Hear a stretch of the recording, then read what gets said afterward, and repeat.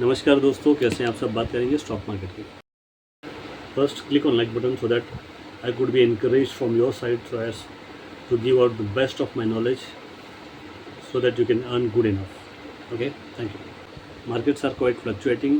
Markets are time being good, whereas maximum stocks are there where a drop down is possible with respect to the global conditions, that is lead due to America, Iraq, Israel.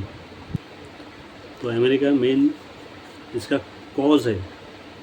Anyways उस cause का भुगतान हम सभी को globally सभी country को भुगतना पड़ रहा है, क्योंकि क्रूड ऑयल महंगा हो रहा है। दुनिया में चल रही एक जंग आपकी रसोई का गैस सिलेंडर महंगा कर सकती है। अमेरिका और ईरान की लड़ाई अब सिर्फ मिडिल ईस्ट तक सीमित नहीं है। ईरान ने बंद कर दिया है दुनिया का सबसे खतरनाक तेल रास्ता, स्ट्रेट ऑफ हॉर्मुज। यहीं से गुजरता है दुनिया का लगभग 20% तेल और गैस, और भारत के किचन में आने वाली 90% LPG गैस भी इसी रास्ते से आती है। इसलिए सिलेंडर महंगे हो रहे हैं, फ्लाइट टिकट्स बढ़ रहे हैं और दुनिया की इकोनॉमी हिलने लगी है। अगर ये रास्ता पूरी तरह बंद हो गया तो तेल $120 पार जा सकता है, और तब ये जंग सिर्फ मिडिल ईस्ट की नहीं रहेगी बल्कि आपकी जेब की जंग बन जाएगी।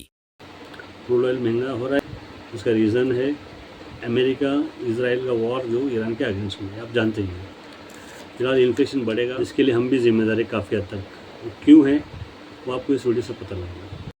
2019 में ईरान हमें 12% कम रेट पर पेट्रोल देता था, 12% कम रेट पर देता था।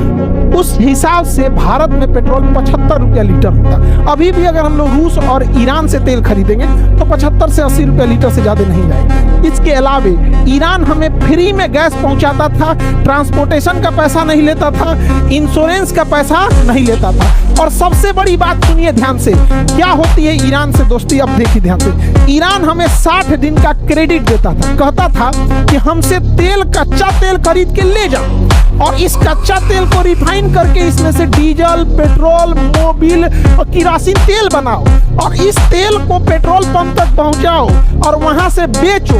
अब बेचने के बाद जब पैसा आएगा तब उस पैसा में से अपना मुनाफा रख के और हमको पैसा दे देना, यानी 60 दिन बाद पैसा देना। उसी कहते हैं 60 दिन का ट्रेड क्रेडिट। यानी ईरान से तेल खरीदने के टाइम हमें पैसे नहीं देने होते थे, उसी का तेल ले आके छान के बेच के उसमें जो पैसा आता था वो ईरान को देते थे। और ईरान ये पैसा कहता था कि हमको नहीं चाहिए, हम भारत से सामान खरीद लेंगे, यानी वो करे तेल पैसों नहीं लगता था। और जो पैसा एक्स्ट्रा बच भी जाता था ईरान कहता था कि हमको डॉलर में मत दीजिए, हमको वह पैसा रुपया में लौटा दीजिए यूको बैंक के थ्रू में। तो इससे भारत को फायदा होता था। देखिए, नोट छाप के गरीबी आप तभी दूर कर सकते हैं जब आपका नोट आपके देश के बाहर भी एक्सेप्ट किया जाए। अगर आपका नोट आपके देश के बाहर एक्सेप्ट नहीं हो रहा है तो आप नोट छाप के गरीबी नहीं दूर करेंगे बल्कि महंगाई बढ़ जाए। हम लोगों को इतना मदद किया था ईरान, लेकिन अमेरिका के कहने पर हमने ईरान से ये सारा ऑफर ठुकरा दिए।